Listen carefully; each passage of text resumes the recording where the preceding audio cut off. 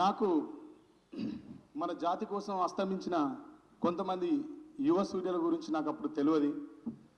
మమ్మల్ని ఈ ఉద్యమంలో భాగస్వాములను చేస్తూ మా బాధ్యతను గుర్తించి మా బాధ్యతను మేము గుర్తించాలని చెప్పి జాతి పక్షాన నిలబడాలని పిలిపించి మాతోని మాట్లాడినప్పుడు కృష్ణన్న ఒక సంఘటన చెప్పిండు.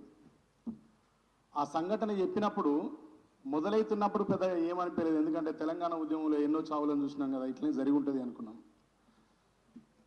కానీ అంతకంటే చాలా భయంకరమైన సంఘటన జరిగింది. ఆ సంఘటనలో సురేందర్ మాదిగ గారి చావు గురించి అన్న వివరించినప్పుడు కథ మొదలైనప్పుడు ఏమనిపించలేదు, ఆ సంఘటన ఎట్లా ప్రారంభమైందో తెలిసినప్పుడు పెద్దగా అనిపించలే. కానీ అన్న చెప్పుకుంటూ పోయినప్పుడు అన్న ఏడ్చిండు, మేము ఏడ్చినాం. ఆ రోజు నాకు తెలిసి మన కవులు అందరం ఉన్నాం, మా కవులు అందరం ఉన్నాం ఆ రోజు.